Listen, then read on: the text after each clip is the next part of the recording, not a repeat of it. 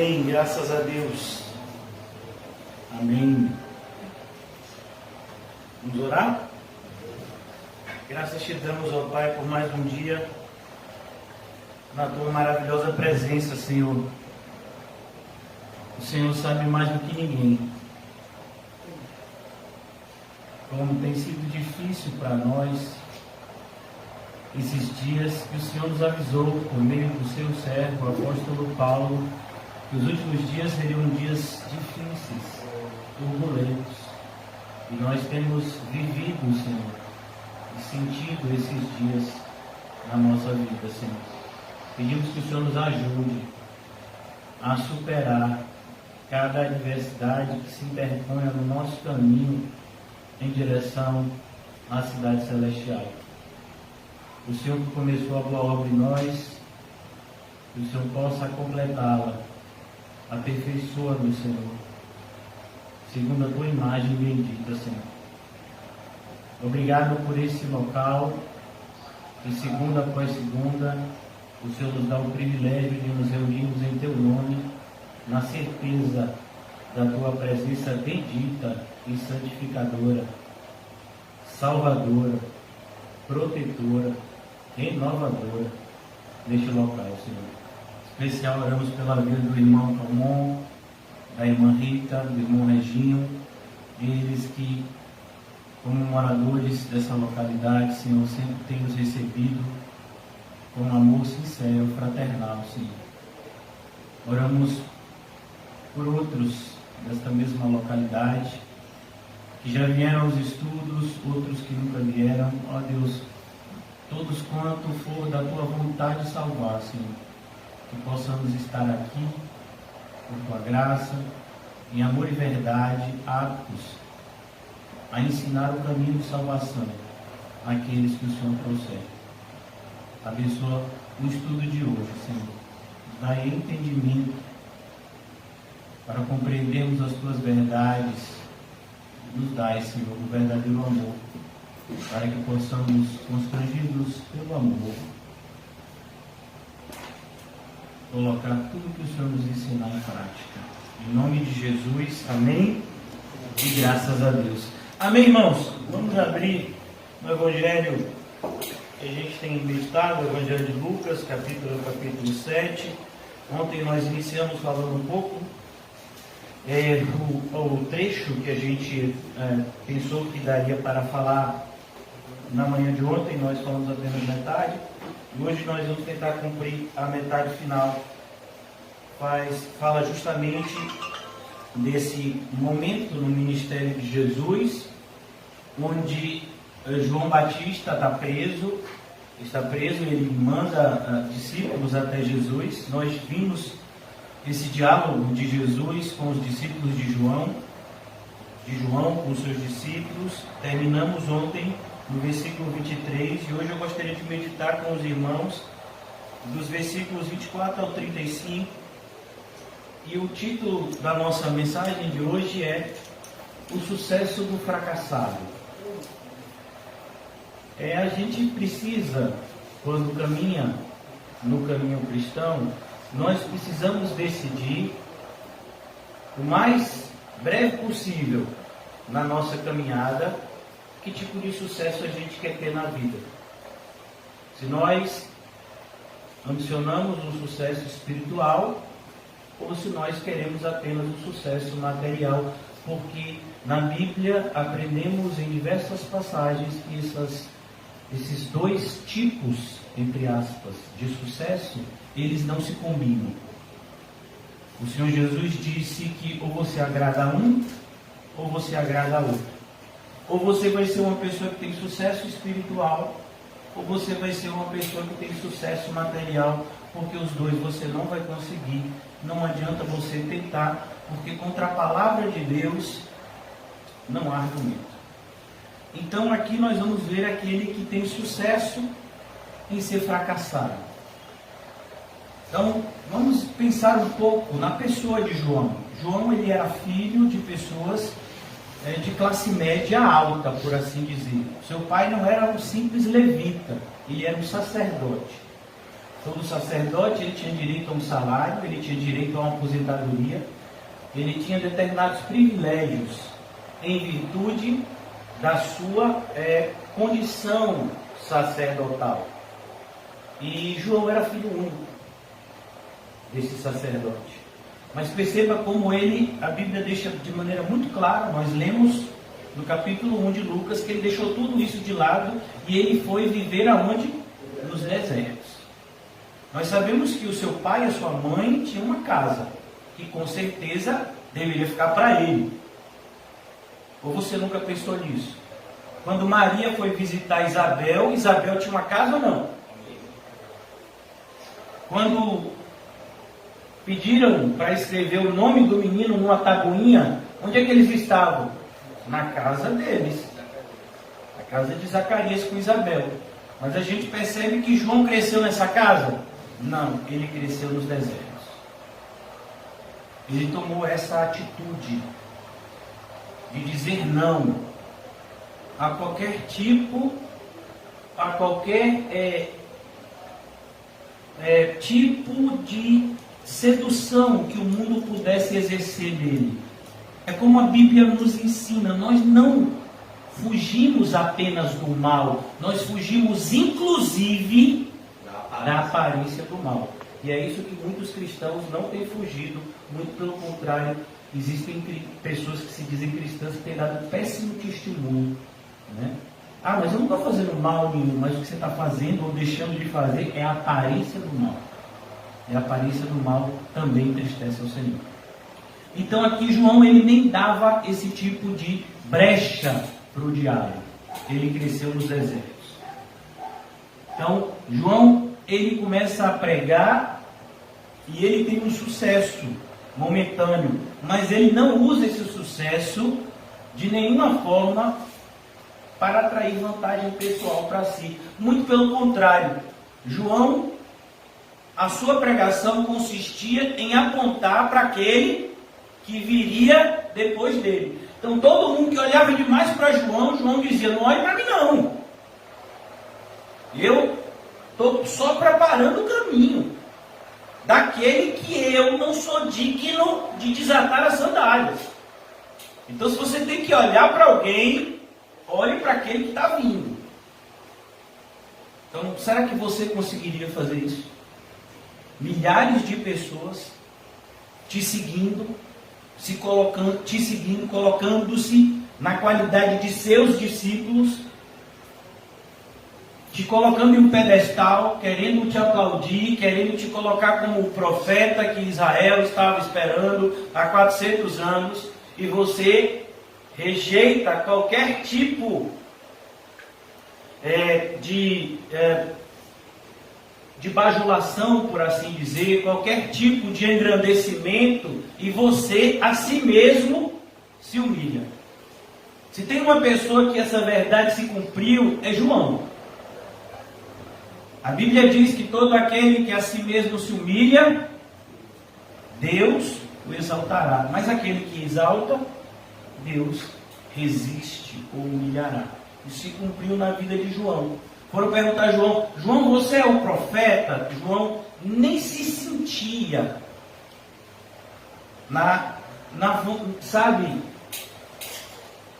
nem se sentia desejoso de falar para aquelas pessoas que não iriam compreender a natureza do seu ministério. Porque você não pode falar com pessoas carnais uma linguagem espiritual.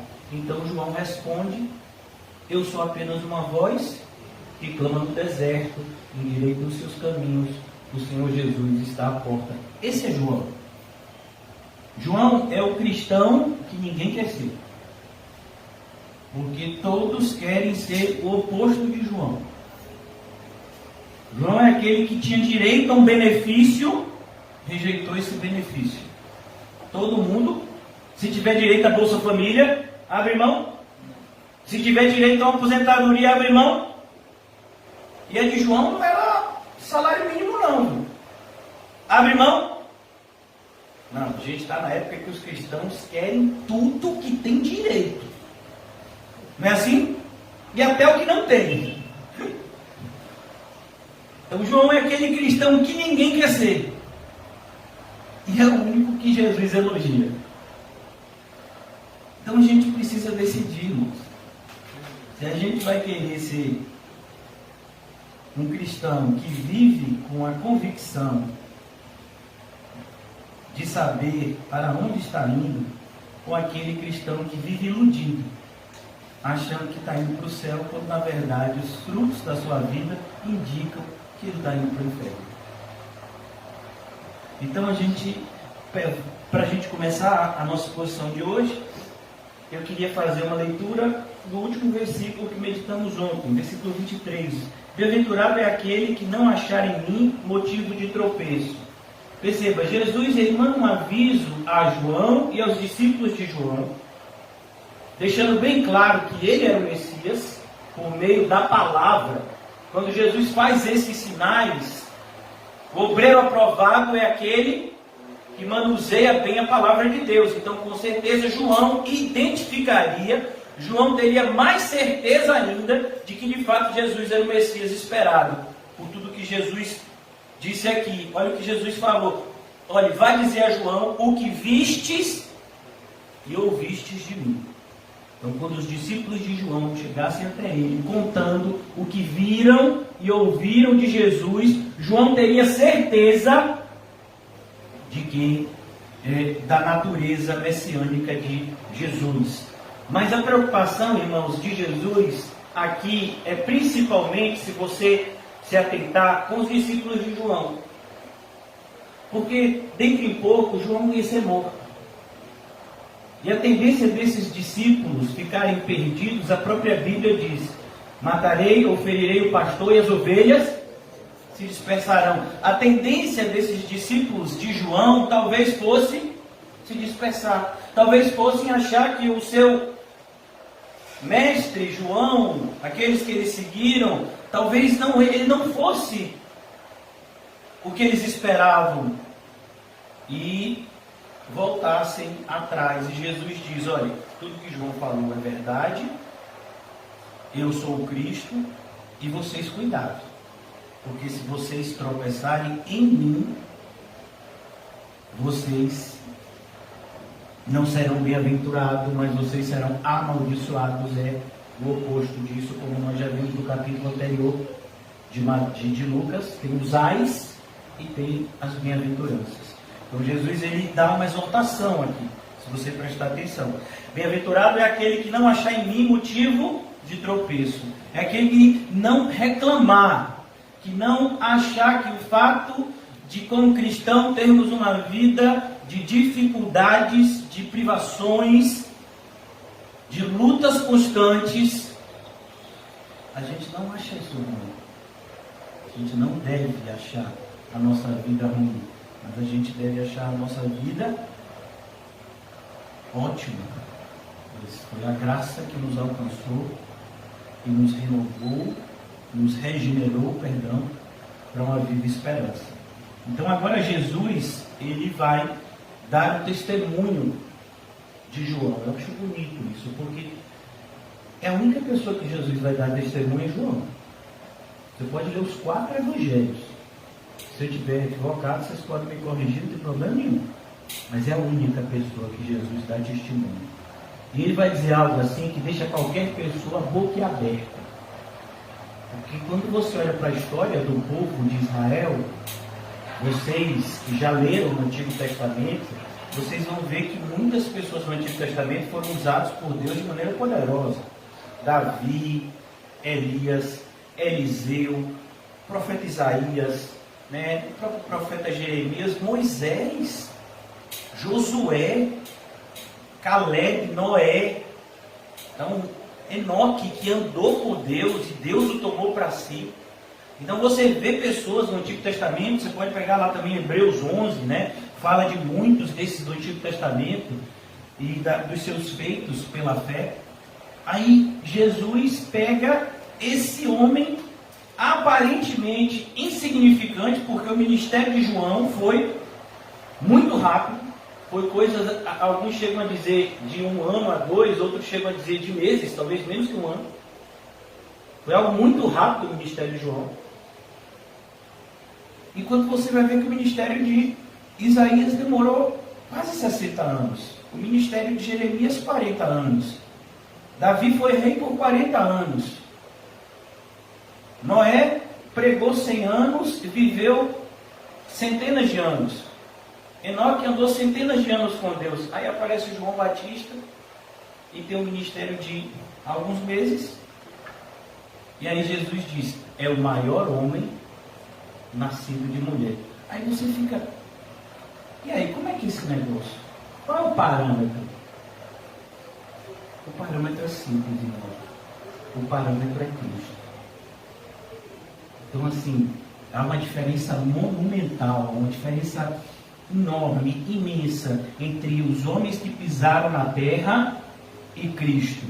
Mas se teve alguém que se elevou um pouco mais nessa diferença enorme entre nós e Cristo, foi João. É isso que Jesus quer dizer. Então a gente está aqui e Cristo está lá em cima. Por mais que a gente tenha uma vida de santidade, Cristo está lá em cima. Mas se tem uma pessoa que saiu um pouco da linha, que saiu da curva, da linha da curva, foi João. Não, mas foi Davi. Mas vem cá, e quando Jesus sobe no monte, não apareceu? Quem foi que apareceu lá? Elias e Moisés, não foi? Mas ele, então, eles são o cara, rapaz. Moisés é o cara, Elias é o cara. Não, é João. João é o cara. Percebeu? Como para Deus a matemática é diferente. A gente pensa tanto em quantidade, né? Eu vou ganhar tantos para Jesus, eu vou ter um ministério imenso, eu vou plantar milhões de igrejas, eu vou fazer, eu vou acontecer. Para quem você vai fazer isso? Para você. Grande parte dos pastores, inclusive os bíblicos hoje, eles pregam para si mesmos, para mostrarem que eles estão certos. Eles querem sucesso, eles querem que a igreja cresça, mas não é para a glória de Deus. Eles sabem disso. Hoje eu tive uma decepção de tantas outras decepções. O pastor que a gente, eu particularmente, tenho um carinho todo especial por ele, porque foi por meio de uma pregação dele que eu tive um encontro assim com o Senhor e tive a minha vida toda transformada, cristã transformada, que foi o pastor Paul Washer, né?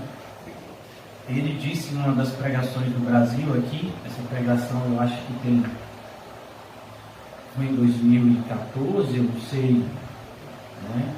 2015, ele foi um congresso que tem no Nordeste, aqui no Nordeste, acho que é em Caruaru, Campina Grande.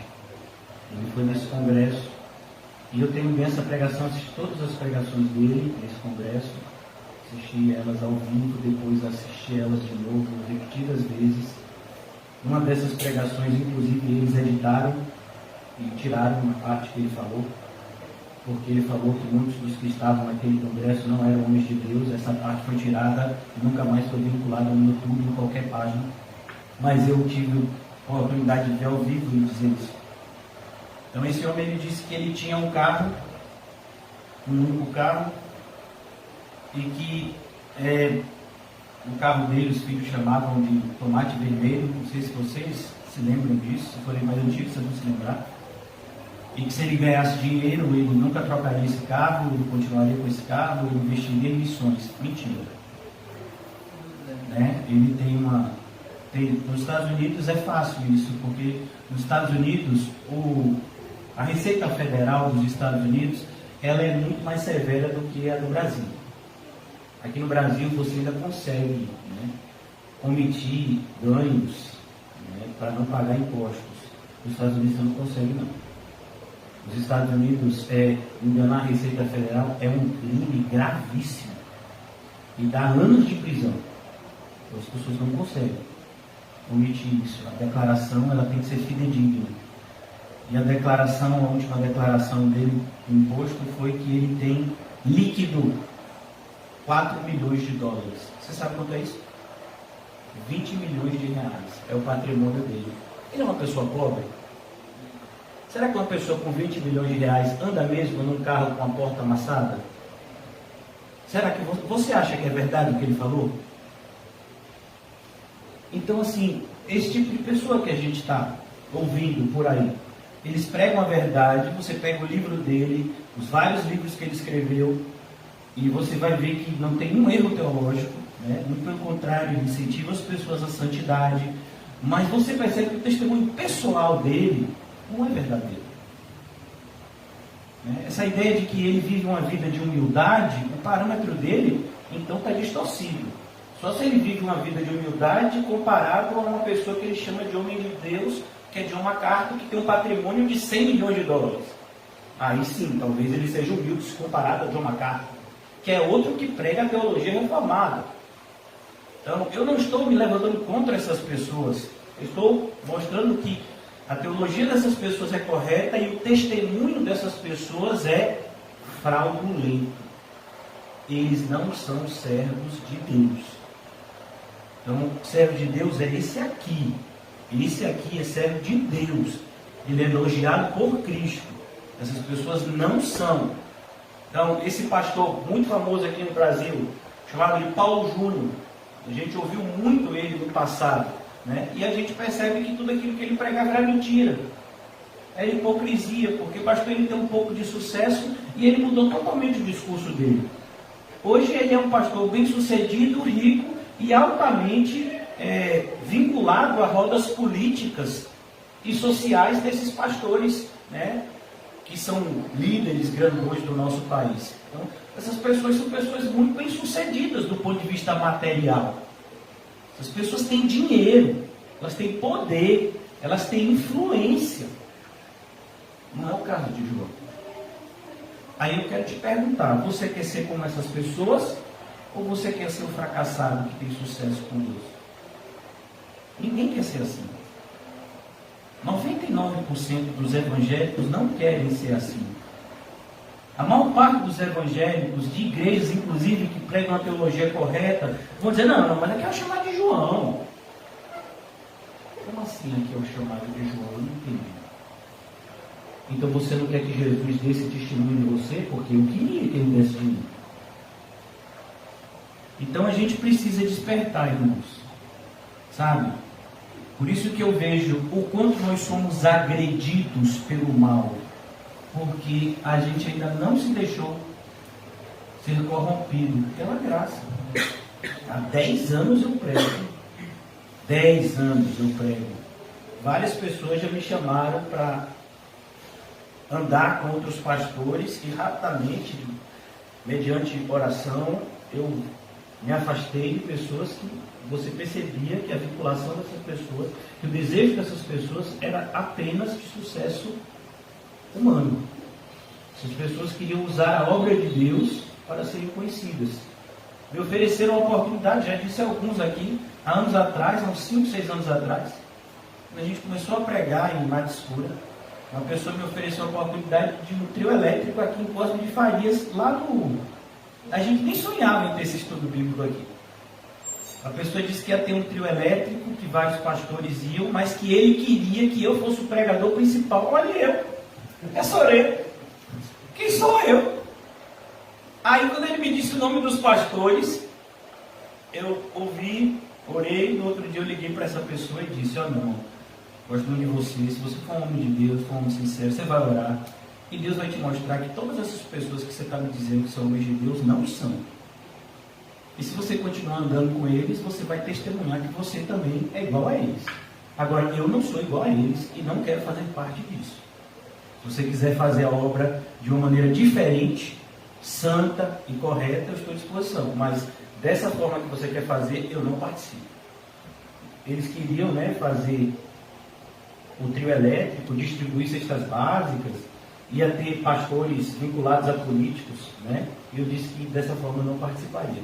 E olha que era para ser o pregador principal. O sonho de um monte de gente, imagina. Ah, o pai vai pregar em cima de trio elétrico. Vários outros pastores importantes e você vai ser o principal. Pastor, o senhor não quis, não? Eu não, meu filho, você é doido. Então, essas oportunidades já passaram. E por que a gente não quis? Porque a gente não quer isso, irmãos. Eu já disse várias vezes aos irmãos, a maneira que eu prego, ela tem muito a ver com a forma que eu vivo. Se eu quiser ser rico, é muito fácil, irmãos. É só você vender sua alma ao diabo. Você quer ser rico? Então venda sua alma ao diabo. Ele pode fazer isso. Inclusive você já viu na Bíblia o que foi que ele ofereceu para Jesus. Mas aí você vai para o inferno. Você quer isso? Eu não quero. Eu quero ir para o céu. E o que eu tiver que perder aqui na terra é pouco para aquilo que eu vou ganhar sem merecer no céu. Então é assim que o cristão pensa, pelo menos do ponto de vista bíblico. Então, a gente tem vivido dias, repito, onde fala-se muito, vive-se pouco. Versículo 24. Tendo-se retirado os mensageiros, passou Jesus a dizer ao povo a respeito de João: o que saístes a ver no deserto? Então, as pessoas viram os mensageiros de João chegarem. João era conhecido. Seus mensageiros com certeza também o eram. As pessoas viram como Jesus respondeu, e agora as pessoas estavam, né? E aí, vem cá, e João? Ele está preso. Será que João pisou na bola? Será que João cometeu algum pecado e por isso ele foi preso? O que está acontecendo com João? Para que ele esteja lá no cárcere e ainda esteja passando por essa crise de fé, de mandar os discípulos perguntarem se Jesus é mesmo o Messias. Por que isso? Então Jesus, ele se vê, né, impulsionado a defender aquele que estava sem defesa. É tão maravilhoso quando você não se defende das agressões, das difamações, das calúnias, porque aí quem vai te defender é o Senhor, que vê todas as coisas. Tendo-se retirado os mensageiros, perceba, Jesus podia falar isso na frente dos mensageiros, não podia? Mas ele não fez. Porque o testemunho não era para João. O testemunho não era para os mensageiros de João, era para o povo que estava ali ouvindo e vindo tudo. Vendo e ouvindo tudo. Passou Jesus a dizer ao povo a respeito de João. E aqui, irmãos, é importante a gente sempre notar o destinatário, os destinatários das mensagens de Jesus. Algumas são exclusivas para os discípulos. Algumas são exclusivas para alguns discípulos. Algumas são exclusivas para uma pessoa. Por exemplo, o discurso a conversa que Jesus teve com a mulher samaritana. Ó, se você beber da água que eu tenho, nunca mais você terá sede. Para quem foi esse sermão? Para uma pessoa. Nascer de novo, para quem foi? Uma pessoa, Nicodemos. E aqui a gente vai ver que quando você vê o povo é sempre a união de dois grupos, a multidão e os discípulos. Aí dá o povo. Então aqui estavam todos os dois reunidos. Então Jesus começou a falar ao povo a respeito de João. É a primeira vez que Jesus vai fazer isso a respeito de alguém. E única. O que saístes a ver no deserto? O que vocês foram lá ver no deserto? Jesus fez uma pergunta para ele. Um caniço agitado pelo vento? O que é um caniço agitado pelo vento? Os irmãos aqui já devem ter visto, o irmão Águio já deve ter visto várias vezes lá em Aracaju e principalmente em Alagoas, é cheio de canavial, né? Em Sergipe e Alagoas, é cheio de canavial, Pernambuco também. Então, quando aqueles canaviais, quando passa o vento, o que acontece com o caniço? Ele vai todo numa direção, se mudar o vento, porque é assim, né? Então essa é a figura que Jesus diz. Será que você foi ver isso Será que João era assim, uma pessoa flexível? Ele está preso porque era flexível? Ou porque ele era firme nos seus princípios? Porque ele podia ficar bem com Herodes. Se era alguém que podia ficar de bem com Herodes e ser um pregador daqueles assim, sabe, colocado em pedestal de ouro, era João. Porque o rei Herodes gostava de ouvir ele. Bastava ele pregar e agradar Herodes. Pronto. as coisas que fossem desagradar Herodes. Ele não falava. Mas João fez isso? Não. João era firme. Ele não estava à venda. Ele não era flexível. Que saístes a ver no deserto um caniço agitado pelo vento? Que saístes a ver? Jesus provoca a multidão. Um homem vestido de roupas finas. João vestia roupas finas. Grife, Gucci, Armani. Será que era? Que era? As roupas de João, qual era a marca? Desert. Provavelmente algum brechó.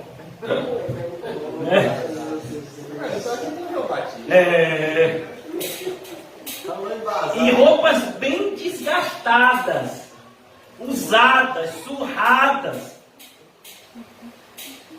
Ele vestia roupas finas, irmão? Sim ou não? Não?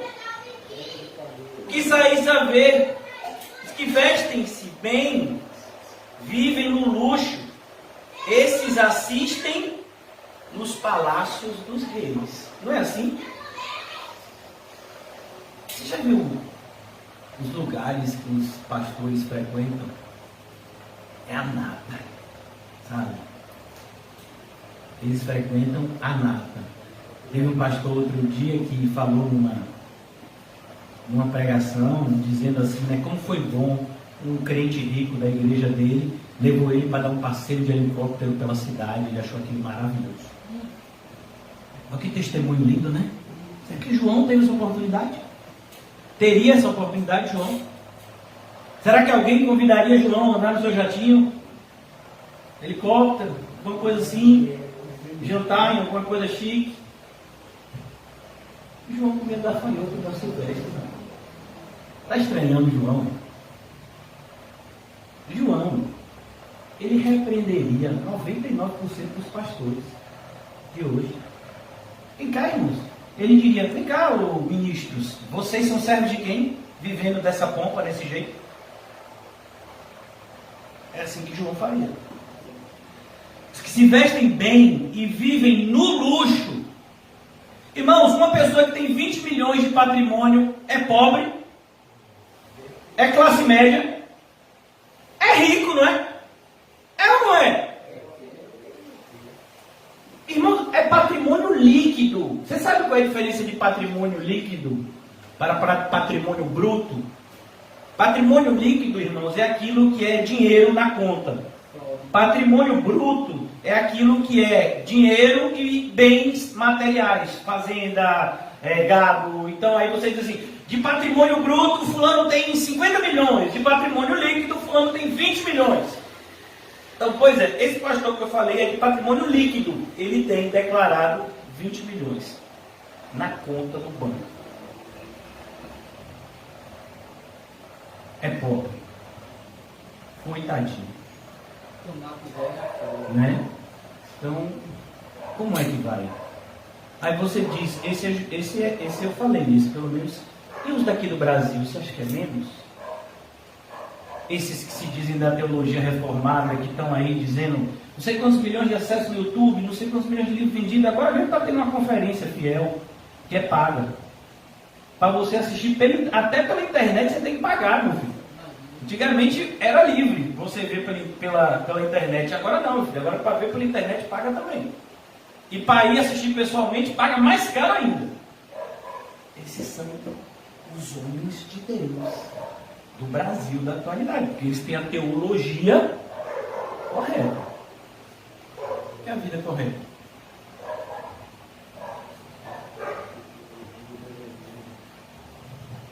A gente fala, irmãos, porque tanta fúria dessa congregação insignificante, humanamente falando, que fazemos parte, a gente percebe. Porque o diabo ainda não conseguiu comprar. Grande parte ele já conseguiu.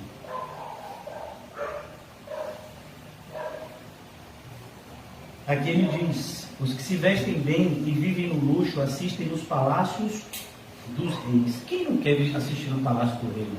Quem que não quer? Me diga aí. Tem alguém que não quer viver uma vida boa? Racionalmente falando. Se você tiver a oportunidade de, sabe, licitamente, sem passar ninguém para trás, ganhar dinheiro, e você faria isso? Sim. O que vocês saíram para ver? Um profeta? Sim. Aí Jesus disse, ele é profeta. Ele é. Esse daí é profeta. Tem um monte de falso profeta. Agora esse é. Esse é profeta. Sabe qual é a característica de um profeta, irmãos? O profeta é aquele que ele tem uma mensagem de Deus para o povo. É diferente de um palestrante. Um palestrante, ele apenas fala com o povo aquilo que o povo deseja ouvir. Tem muitas pessoas que desejam ouvir a respeito da teologia calvinista, da teologia reformada. Tem muitas pessoas que querem ouvir a respeito da igreja. Tem muitas pessoas que querem ouvir a respeito da Bíblia. Mas quase ninguém quer ouvir o que o Espírito tem a dizer à igreja. Porque o que o Espírito tem a dizer à igreja toca na ferida. A igreja de Éfeso, tudo beleza, né? Vocês estão existindo os falsos apóstolos, o contrário, eles foram lentos, estão fazendo a obra. Sim, mas e cadê o primeiro amor? Cadê, Éfeso? Se não voltar o primeiro amor, ó, eu fecho a igreja. Tiatira, está dizendo que tem amor, né? Por que está vivendo nesse pecado e ainda deixando uma falsa profetisa fazer o que quer dentro da igreja? Eu matarei os seus filhos, para que vocês saibam que eu sou o Senhor. Ô Laodiceia, você está achando que você é a bambambam? Que não precisa de nada? Você é cega, miserável, está nua.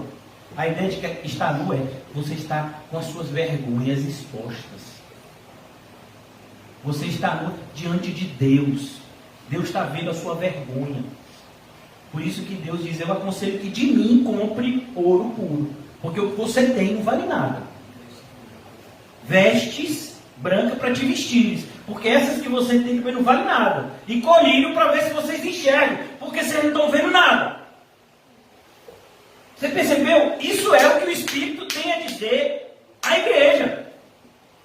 Alguém quer ouvir? Não quero, meu filho.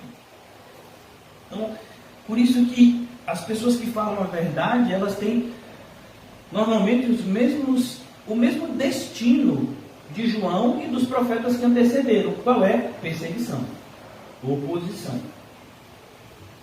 Este é aquele que está escrito, sim, eu vos digo, e muito mais que profeta. Por que João é mais que um profeta? Porque a vida de João é, de certa forma, colocar um ponto final ao ministério do profeta. Porque, como está escrito na carta aos Hebreus, no passado Deus falou pelos seus servos, os profetas, mas nesses últimos dias Ele falou por meio do seu próprio Filho. Então, quando alguém fala na igreja, ele fala em nome de Cristo, em nome do Filho de Deus. Alguém que fala em nome de Cristo é como se Cristo estivesse falando. Então não é mais um profeta, é o próprio Deus falando. Então aqui ele diz, ele é mais que um profeta. Por que ele é mais que um profeta? Porque ele é o profeta que preparou um caminho para a chegada de Deus aqui na terra. Nenhum outro profeta recebeu essa missão. Todos os profetas receberam a missão de alertarem o povo dos seus pecados e do juízo que sobreviria se eles não se arrependessem. Esse era basicamente o ministério profético. Mas João não. João ele alerta em relação a isso e vai além. E diz, olha, eu estou preparando o caminho porque o Senhor vem. E vem nos meus dias. E ele teve o seu ministério ratificado. Ele teve o seu ministério testificado pelo próprio Deus, Filho, que foi batizado por ele. Imagine. Jesus entra na água, João diz, eu te batizar, eu que deveria ser batizado por ti, e o Senhor vem até mim. E Jesus é batizado por João. Que honra, irmãos. Você batizar Deus. Imagina. Você vê a pomba descer sobre ele. Você vê Deus andando. Aí você olha e diz, é o Cordeiro de Deus que tira o pecado. É uma honra sem tamanho, espiritualmente falando. Infelizmente muitas pessoas têm a visão de Esaú. Estou morrendo de fome, quero um prato de lentilha. Pastor, essa sua pregaçãozinha é muito bonitinha, mas não paga a conta. Não enche bucho. Então assim, é muito bonitinho. Eu quero meu prato de lentilha igual a Esaú. Do que adianta essa minha suposta salvação aí em Deus? Eu quero saber a minha necessidade de hoje. Foi assim que Esaú fez com Jacó? Chegou da caça com fome e negociou a primogenitura com Jacó por um prato de lentilha. Pois é, a maioria dos crentes está nessa pegada de Esaú e quer a salvação de Jacó.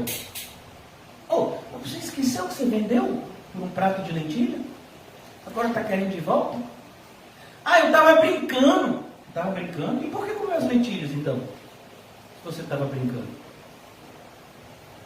É por isso que está escrito, irmãos, com Deus não se brinca, nesse sentido. O que você plantar é o que você vai colher. Amém. Está buscando mais de Deus? Você busca mais de Deus? Então você vai chamar isso. Então você tem uma pessoa que busca o Senhor sinceramente, horas por dia. E você tem alguém que brinca de ser crente 1, 2 dias por semana. Quem você acha que vai ter comunhão com Deus de verdade? As pessoas, elas vivem vazias dentro da igreja. E ainda culpam o pastor. Porque o pastor pregou, eu nem me arrepiei. Nem deu choque. Como é que você vai sentir alguma coisa se você tem um relacionamento com Deus? Então aqui João era um homem que tinha o Espírito Santo vivendo nele desde o ventre materno, antes de nascer.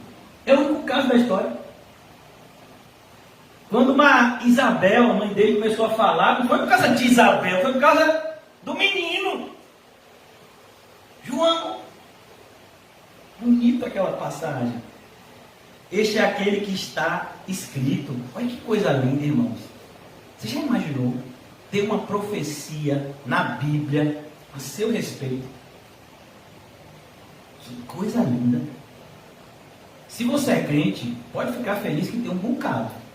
Por exemplo, o justo é como uma árvore plantada junto ao ribeiro, que dará o seu fruto na estação. Está falando de mim. Tomara que esteja. Tomara. Então, se você é um crente de verdade, tem um monte de profecia que você diz, está falando de mim, aí sou eu.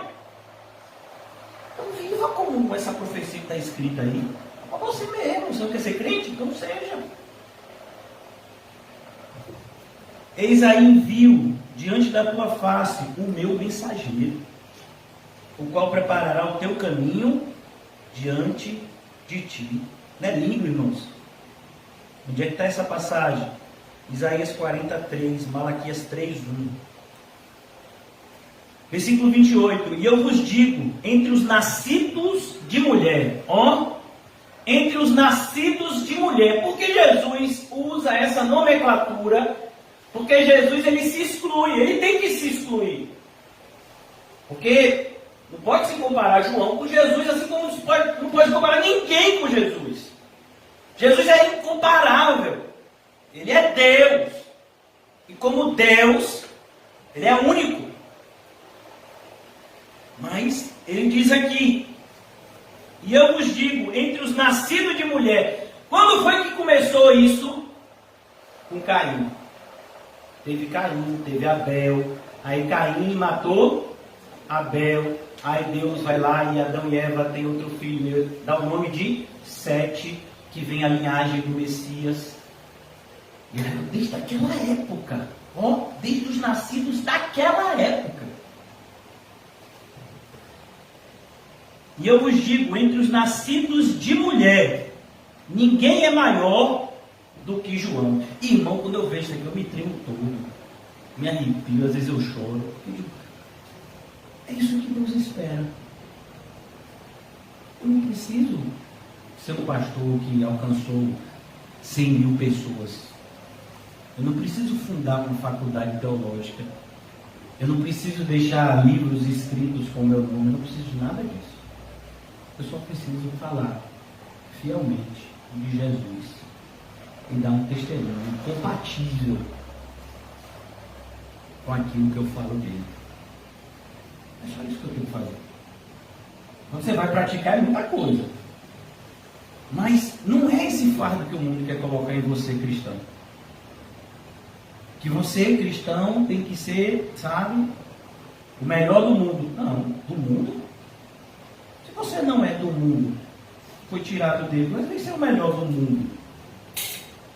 Então, eu vos digo, entre os nascidos de mulher, ninguém é maior do que João. Mas o menor no reino de Deus é maior do que ele. O que Jesus quer dizer aqui? Paulo falou o mesmo princípio. E ele disse, olhe, para mim, o viver é Cristo. E o morrer é lucro. Por que Paulo falou isso? Paulo estava dizendo, viver com Cristo aqui na terra é muito bom. Mas estar com Cristo no céu é incomparavelmente melhor. Porque por mais que João fosse um homem de Deus, digno de testemunho da parte de Deus, mas ele era pecador. Ele precisava ser salvo. E aqueles que estão no céu já estão glorificados. Não lutam mais contra os seus pecados.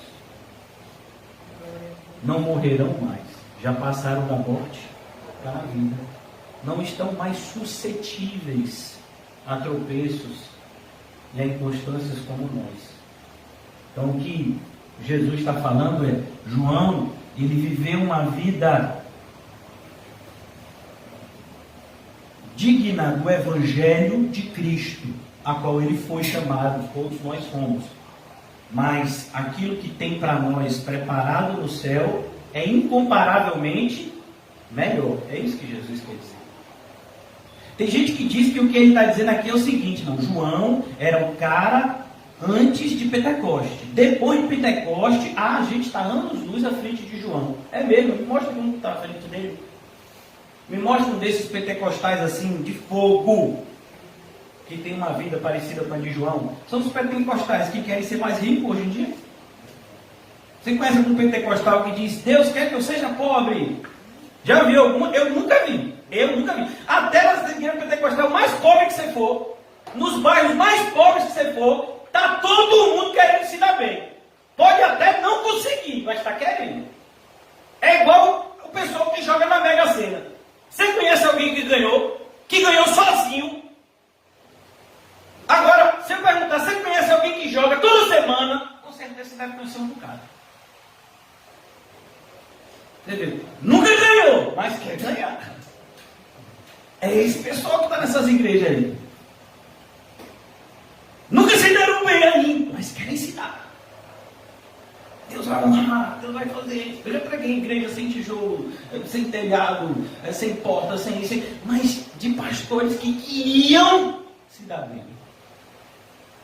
Eles não tinham se dado bem ainda, mas estavam esperando a oportunidade. Quando elas passassem, eles iriam agarrar. Quando eles perceberam que eu não era do time, eles me descartaram. E outros eu mesmo tive direcionamento de me afastar. Porque a figura das pessoas, o que as pessoas querem é muito claro, irmãos. As pessoas querem usufruir do mundo o máximo que puderem e depois ir para o céu. Como se o céu fosse sim uma aposentadoria. Sabe, eu vivi uma vida assim, maravilhosa aqui na terra, fiz tudo que eu sempre sonhei, Deus me honrou, realizou todos os meus desejos, e agora eu vou para o céu.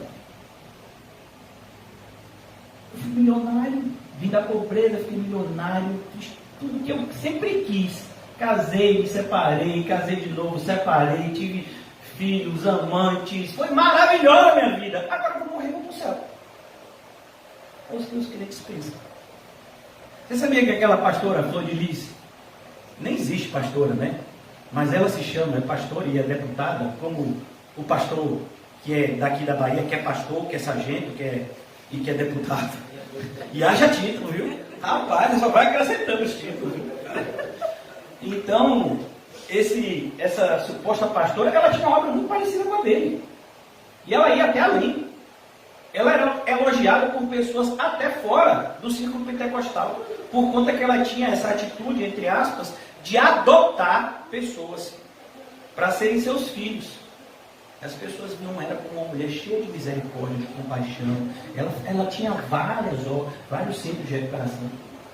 Ou você acha que ela foi eleita deputada federal pelo Rio de Janeiro à toa? E matou o marido. E como se não bastasse, ela agora está na justiça pleiteando o direito de ter visita íntima com o seu suposto namorado de 25 anos, sendo que ela tem quase 60. Pastora pentecostal. Está nos noticiários, irmão. Aí você diz assim, é esse povo que é igual a João? É esse povo que tem o Espírito Santo? Mas é esse povo que o pessoal gosta. Aqui a gente tem um clone dela, só que diz que é homem. A gente nem sabe se é homem, porque ele disse que era mulher, e que não sei se é homem, eu nem sei mais, né? Daqui a pouco estou falando bobagem. Ele disse que antes não era homem, agora é homem, e tem horas que se disfarça de mulher, né? Que eu já soube. Ou eu estou enganado? Alguém me disse uma vez que se disfarçou de mulher, não foi? Sim ou não? Já, não foi? E aí você fica falando assim, esses são os pastores espirituais de hoje. São esses homens que carregam a Bíblia na mão quando vai para um discurso. Você diz assim, que Bíblia que ele está lendo? Porque com certeza não é essa. Não é essa daqui que eu estou lendo para vocês. A capa pode ser igual, mas não é não. Mas o conteúdo não pode ser. Porque o que ele faz, a Bíblia que ele supostamente carrega, condena. E condena veementemente. E diz que essas pessoas terão um destino horrível. Então a gente tem que ter coragem para falar essas coisas. As pessoas dizem, pastor, o senhor fala essas coisas assim, o senhor não tem medo de represália, não? Bom, mas a Bíblia me ensinou que se eu tiver mais medo do homem do que de Deus, eu estou em pecado. Eu tenho que temer mais é desobedecer a Deus. Se o pessoal ficar chateado e quiser tomar alguma providência contra mim, assim, a Bíblia não disse que eu não posso correr.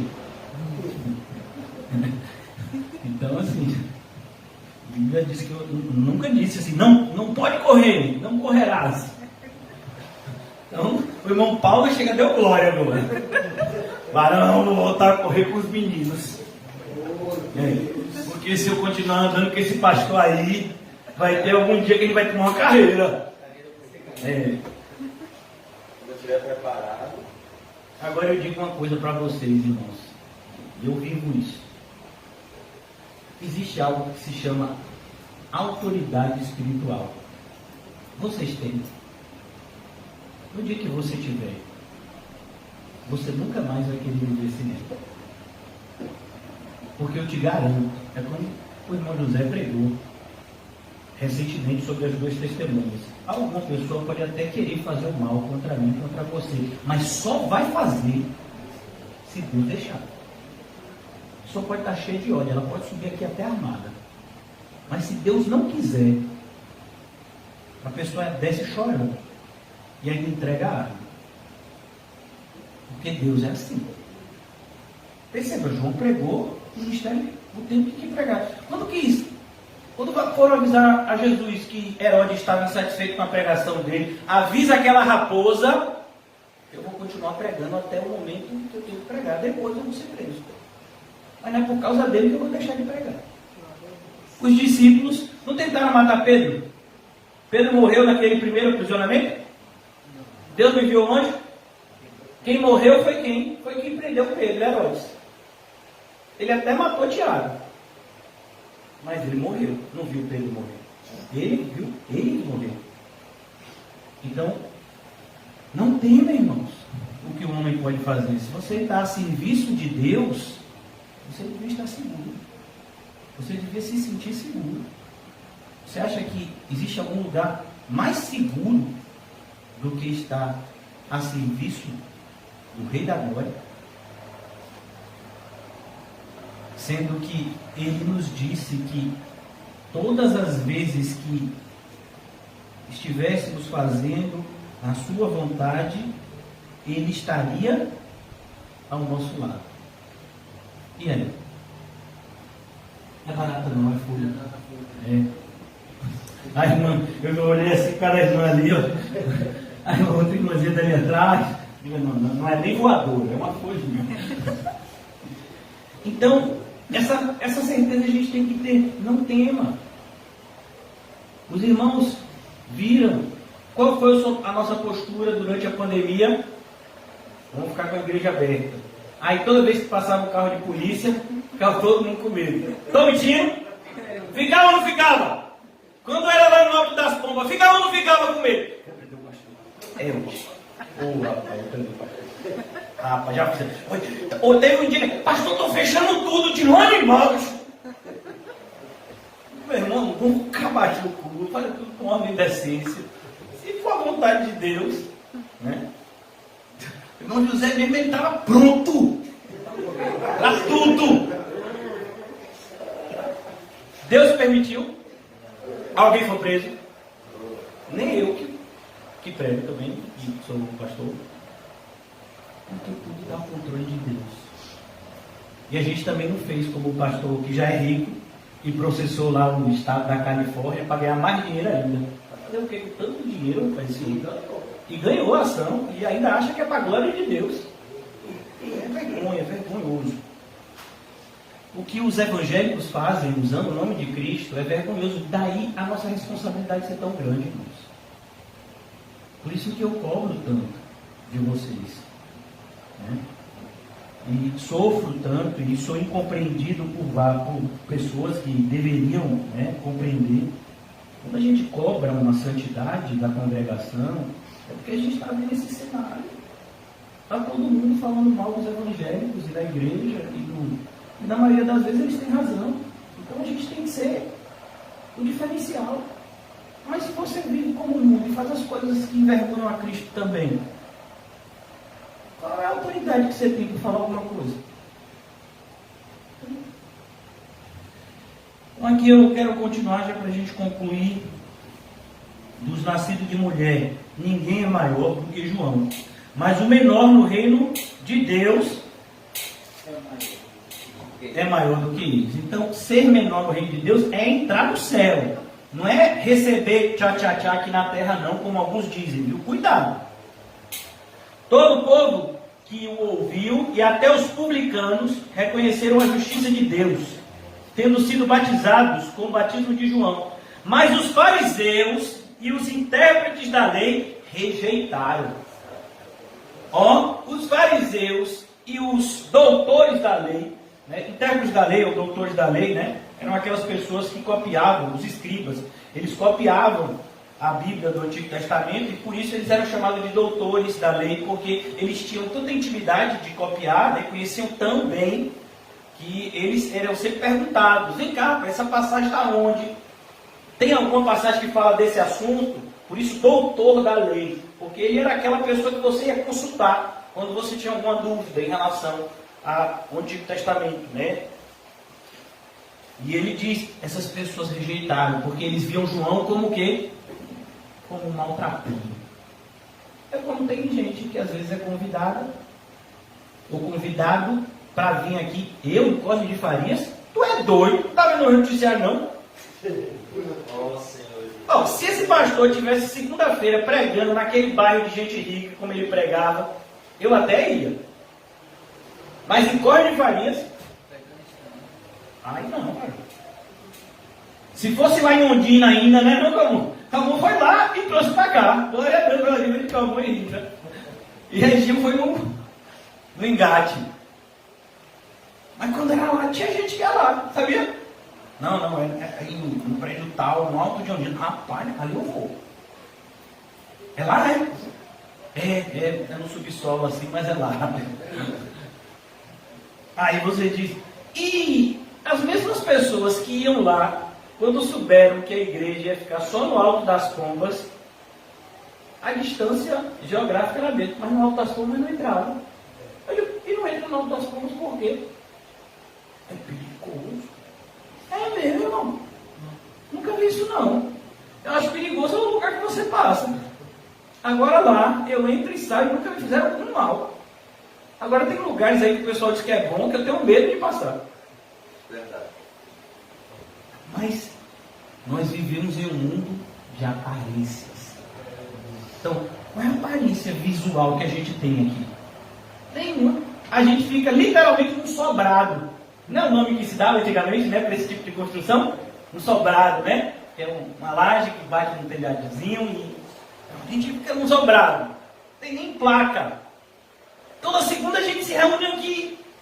Fica no alto do Cruzeiro, em Córrego de Farias. Aonde? Barão, quando você me falou Córrego de Farias, eu ainda fiquei ouvindo. Mas quando você me falou alto do Cruzeiro, eu nem sabia que era perigoso assim. Me disseram outro dia. É alto do Cruzeiro. Eu disse, é legal lá, bacana. É o quê, mãe? É muito bom lá, o pessoal todo respeitoso, todo mundo trata a gente bem. É mesmo. É. E não é não? Não tenho nada do que reclamar daqui. Mas as pessoas vivem pelo quê? Pela aparência. Por isso que não vem aqui. Pessoas que poderiam estar aqui facilmente. Tranquilamente. Não tem nada para fazer agora. Talvez estejam procurando o que fazer ou jogando no celular. Olha, irmão, outro dia eu falei com uma das minhas filhas. Eu digo, filha, você viu o jogo já no meu celular? Você já viu o seu pai jogando no celular? Porque para mim, o cúmulo do absurdo é uma pessoa jogar no celular. É falta do que fazer. É sério que você não tem o que fazer. Então, quando você for para o inferno, você pode dizer que não faltou tempo para orar, não faltou tempo para ler a Bíblia, não faltou tempo para estudar a palavra de Deus, não faltou tempo para assistir pregação, não faltou tempo para fazer as boas obras que de antemão foram preparadas para que fizesse. Então não faltou tempo. Para você ter tempo para ficar de joguinho no celular. E tem um tal, é o que eu mais tenho raiva, Candy Crush. É o negócio que os negócios ficam juntando os negócios e forma um monte de doce. Eu digo, rapaz, vai ficar jogando isso, rapaz. É muito fácil do que fazer. Bota um filme bíblico para assistir uma pregação. Amém. Vai fazer alguma coisa, vai evangelizar. Vai orar. Glória. Aí ficam os crentes. Pô, eu até queria ir, mas é lá em Córrego de Farias. Eu até estava quase indo para a igreja quando era na boca do rio. Ali era tranquilo. Na boca do rio. É que eu não conheço mesmo, São Salvador. Você vê como uma pessoa que se quer se enganar, né? Então, não, mas se fosse lá na boca do rio, ainda ia no comum. Mas agora diz que só tem culto no. Como é o nome daquele lugar? Altas Pombas? Você é doido? Por nada, mano. Vou ficar assistindo pela internet. Você acha que não foi por isso também que deixaram de ser batizados por João? Eu, fariseu, eu que sou um doutor da lei, vou me batizar por esse Zé Ninguém? Por esse que vem no deserto, todo mal vestido, que come, sabe, qualquer coisa. Ele que devia pedir conselho para mim, eu vou ser batizado por ele? Essa é a sociedade que a gente vive. Você sabia que várias pessoas foram evangelizadas como esse pastor com essa aparência dantesca que vocês estão vendo, e que depois que eles conheceram a teologia correta, eles procuraram igrejas mais suntuosas. Pensando, na igreja eu não vou congregar, agora que eu conheci a teologia correta, eu não vou congregar numa igrejinha, né? Aí procuraram essas igrejas assim, né, centenárias, grandes, renomadas, de pastores mais conhecidos. Mas foi nessa igrejinha aqui que eles conheceram a teologia correta. E, pelo menos, né, a parte correta do Evangelho. Mas na hora de congregar, não. Porque, ó, pode não, ó. Eu estou aqui, varão. Esse pessoal está aqui. Não é assim que o mundo vê. Ou eu estou enganado? Será que eu estou enganado? Só fica aqui que anda comigo. É o que Oi? Olha aí. Fala. Você viu aí a voz falando? É o que o mundo diz. Mas é isso mesmo. Mas os fariseus e os intérpretes da lei rejeitaram quanto a si mesmos os desígnios de Deus. Perceba, rejeitando a João, eles não rejeitaram simplesmente a João. Eles rejeitaram quem? Os decretos de Deus. Porque havia um decreto de Deus a respeito daquele maltrapilho para eles. Que era, este é o meu mensageiro. Glória a Deus. Vocês não querem ouvir o que ele tem a dizer, mas é por ele que eu vou falar. E se você não quiser ouvir, vai ficar sem ouvir. Então, rejeitando a João, eles mesmos se colocaram como indignos de serem alcançados pela graça de Deus. Não se engane, irmãos. A Bíblia diz de maneira muito clara e repetitiva que Deus resiste ao soberbo. É a coisa mais difícil é você achar uma pessoa que tem dinheiro e não tem soberba. Quando você encontrar, você me apresenta. Porque eu ainda não encontrei essa pessoa. Não, pastor, eu conheço. É mesmo? Então apresente para o pessoal para eu conhecer. Não, pastor, ele não tem tempo para vir aqui. Ah, entendi. Então entendi que ele não é soberbo, né? Entendi. Os desígnios de Deus não tendo sido batizados por ele, então eles rejeitaram a vontade de Deus que estava ali aberta para eles. Quantas pessoas tiveram essa mesma atitude com Noé? Não, não vai chover, não chora, nunca choveu. Se você ler o livro de Gênesis, você vai perceber que Deus irrigava a terra de outra forma. Houve uma mudança geográfica, geoclimática na terra depois do dilúvio. Porque antes do dilúvio, Deus irrigava toda a terra por meio de uma espécie de bafo, que saía da terra, a fumaça, e irrigava a terra. E depois é que veio as chuvas. Aí Noé dizia, vai cair água do céu.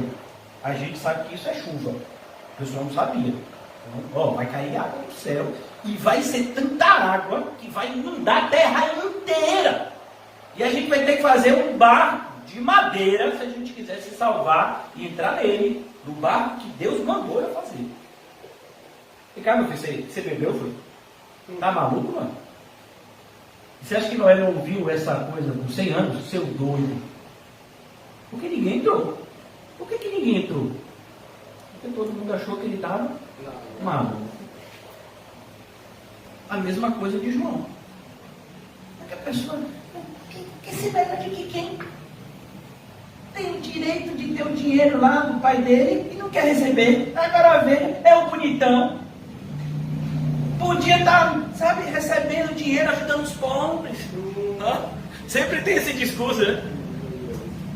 Podia estar recebendo dinheiro, igual a pilha aqui, e ajudando os pobres. Mas ele não recebe o dinheiro e fica vivendo essa vida de aparente humildade. Aparente não, de humildade mesmo. João era humilde. No teor da palavra. Mas é como Judas, O que desperdício! Esse perfume ser jogado em Jesus de uma vez só. Podia ser vendido por 300 denários e botado no meu bolso. No meu bolso não, vendido a dar aos pobres. E é João que diz pra gente. E dizia isso porque era ladrão. E o dinheiro que colocava na bolsa, ele pegava uma porcentagem para ele. Então a igreja está cheia de gente assim. Quer fazer coisas, desde que sejam bem pagos. Não é bem pago? Ah, então não vou fazer. Aqui, pois, compararei os homens da presente geração. E percebe, irmãos, a nossa geração é a mesma geração da de Jesus. O que Jesus está falando aqui é algo que nos alcança. E aqui são estes semelhantes. Aí Jesus vai usar aqui uma figura de comparação. São semelhantes a meninos que sentados nas praças. Qual é a figura de um menino sentado na praça? É a figura de uma pessoa que não tem responsabilidade ainda e que vive apenas olhar a vida dos outros. Não é isso mesmo? Então, quando tiver um texto na Bíblia, irmãos, pense, estude ele. Não leia simplesmente assim, de qualquer jeito. Então, por que Jesus disse meninos sentados nas praças? Você já viu um menino sentado na praça? Eu já vi um bocado, eu já fui esse menino. Ia passar férias no interior de meu pai, e tinha uma praça lá, a única praça da cidade, e a gente ia ficar lá para ver os carros passar. Aí 1 hora passava um carro, depois de 1 hora passava outro. Agora não, agora passa um monte de carro. Mas na minha época, meu filho, alguém ter carro era, né? 40 anos atrás, 30 anos atrás. E a gente ficava lá. E aí teve uma reforma na cidade. O prefeito botou uma televisão de 14 polegadas na praça. E ela ainda ficava atrás de uma grade, para ninguém roubar. Meu irmão, olha, tinha um anfiteatro assim, a televisão ficava, era assim desse tamanho mais ou menos. E você ficava, meu filho, era pior do que ser no celular. Porque no celular você ainda vê as coisas, né? Meu filho, só olhava na televisão, você não via nada, só via o som. Mas o prefeito botou na televisão da praça. E quem é que ia para lá? Os que não tinham nada para fazer.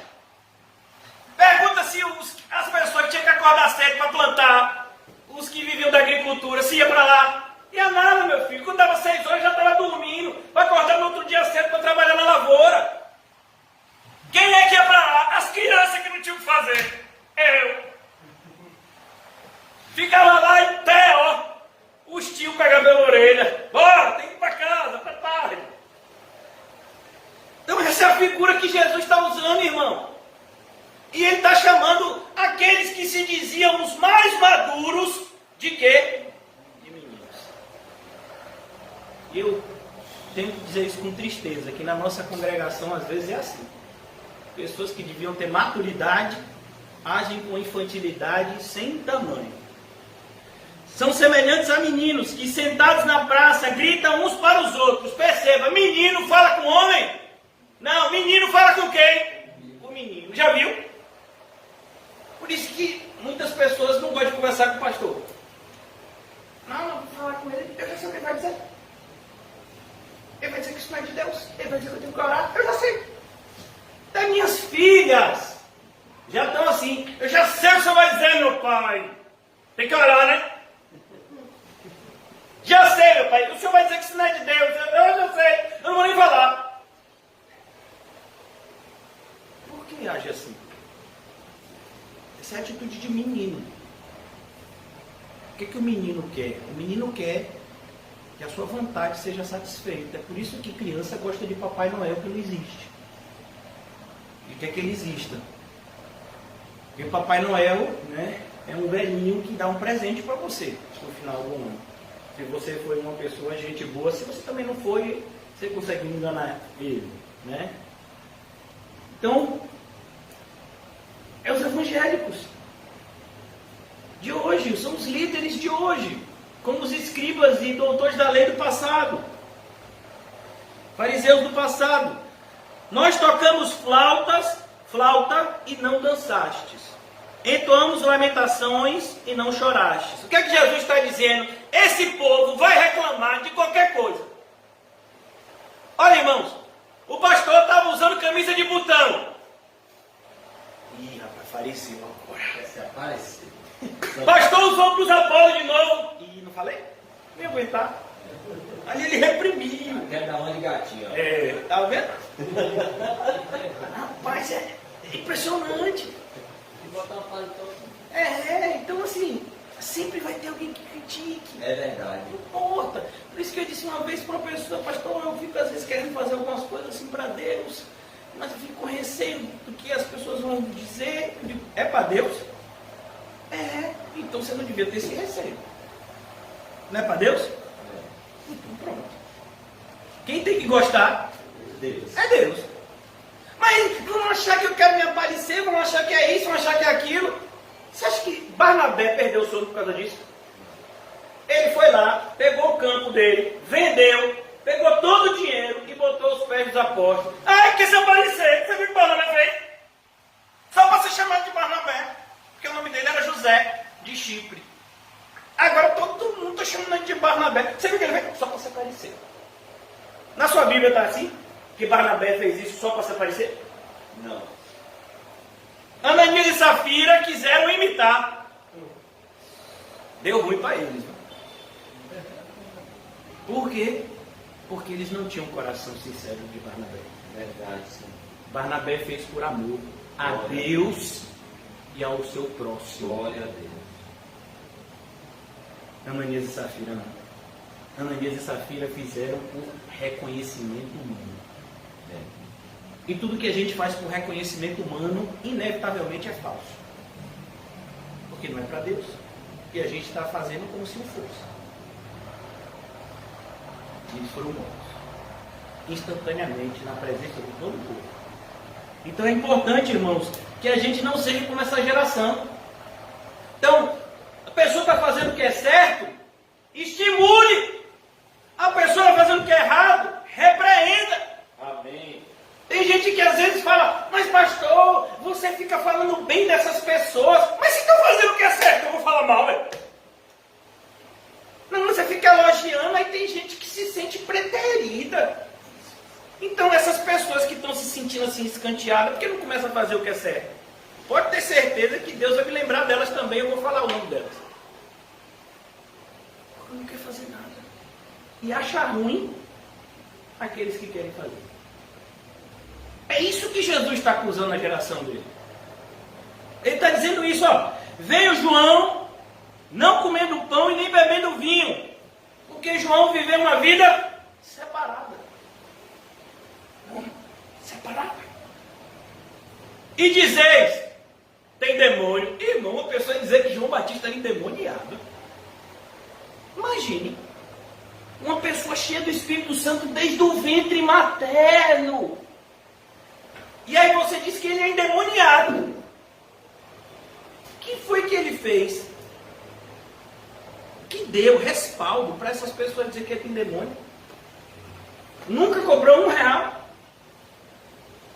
Nunca falou nada de si mesmo, falava só aquilo que Deus mandava falar. Nunca quis glória para si mesmo, só apontava para a glória de Cristo. E você diz que uma pessoa dessa tem demônio. Estava na prisão e ia ser decapitado dentro de poucos dias. É esse que é endemoniado? A nossa geração chama essa pessoa de endemoniado.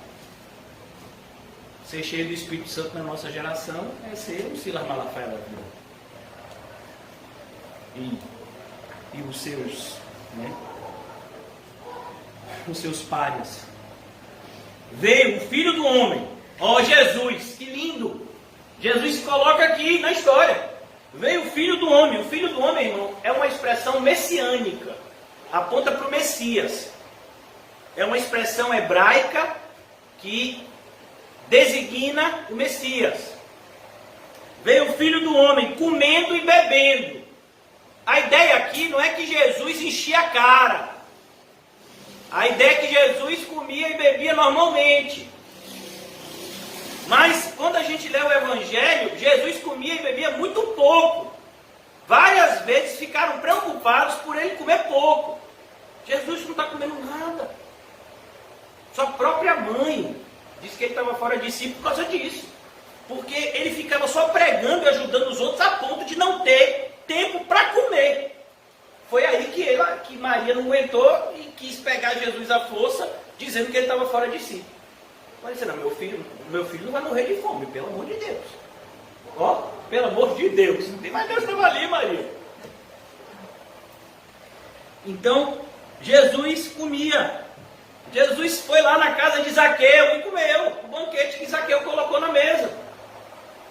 Jesus foi na casa de Mateus, o publicano, e comeu o banquete que ele preparou. Vai ter um banquete que um fariseu vai preparar, Lucas vai falar daqui a pouco. Jesus vai lá e vai comer, sem problema nenhum. Aí o que o pessoal diz? Eis aí um glutão. Rapaz, a pessoa dizer que Jesus é glutão, aí é uma cara de pau. Rapaz, como é que diz que Jesus é glutão, rapaz? É igual você dizer que é devão é glutão. Você nem vê a pessoa comer. O que é glutão? Não, aí a gente tem que falar a verdade. Né? Mas assim, você fala assim, é devão, é glutão, rapaz, o bicho não come nada. Todos os lanches na igreja aqui, dificilmente ele come uma fruta. Aí você, não é devão, é muito glutão. É, meu filho, eu não sei onde é que está indo essa comida. A pessoa diz que Jesus era glutão.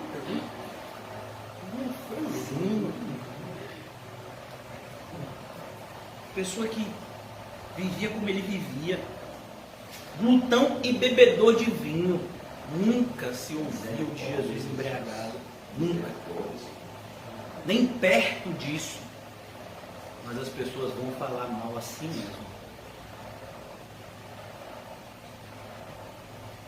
Amigo de publicanos e pecadores. Mas a sabedoria é justificada por todos os seus filhos. O que Jesus está dizendo aqui, irmãos, para a gente concluir na noite de hoje? Árvore boa, dá o fruto bom. Olha a árvore. Olha o fruto. Glória a Deus. Estão dizendo, não estão? Olha o fruto.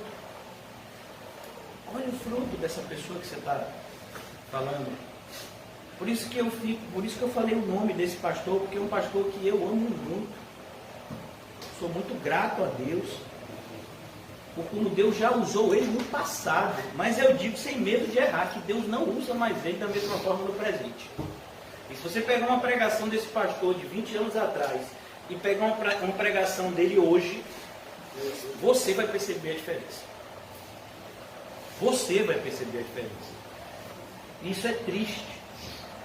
Porque a gente vê um aviso que o apóstolo Paulo deu e que muitas vezes a gente não dá devida atenção. Aquele que está em pé, cuide-se para que não caia. O diabo nunca vai desistir de te dar uma rasteira. Não pense que o diabo vai te deixar em paz. Se você se sentir aliviado, é porque o diabo está tão perto que você nem está percebendo a presença dele. Pastor, eu me assustei agora. É para se assustar mesmo. Ele vive ao derredor. Não é ele aparece de vez em quando. Ele vive. Ele tem um propósito pré-estabelecido na vida daqueles que são cristãos. Que é fazer mal a estes. Mas se você for um cristão verdadeiro e agir de maneira bíblica em relação aos ataques do maligno, Deus vai transformar todo o mal em bem. Se você agir de maneira bíblica, como está escrito em Tiago, sujeitai-vos a Deus, resisti ao ataque do mal, e ele fugirá. Para sempre? Não, ele volta. E depois, volta de novo. Ah, ele veio disfarçado de uma mulher ou de um homem tentando te seduzir. Amanhã ele vem disfarçado de um amigo seu com uma boa proposta de dinheiro. Depois ele pode se disfarçar de um religioso, tentando te levar por um caminho de moralidade e civilidade sem a verdadeira espiritualidade. O diabo, ele tem muitas fantasias para usar, que a gente não tem nem como catalogar. A Bíblia diz que ele pode se disfarçar até de anjo de luz. Então, entre anjo de luz e o capeta, ele pode se disfarçar em qualquer coisa. É isso que a Bíblia está dizendo. Capeta, cão, o chifre com tridente, aquela imagem que a gente tem bem dantesca do mal, está lá embaixo. Anjo de luz está lá em cima. Entre um e outro, ele pode se disfarçar de qualquer coisa. Palhaço de circo, juiz de futebol, de pastor, de frequentador de igreja, de presbítero, diácono, evangelista. Ele pode se disfarçar de dono de supermercado, de funcionário público. Ele pode usar qualquer disfarce. Muito cuidado, irmãos. Cuidado pela sua alma. Pela sua alma.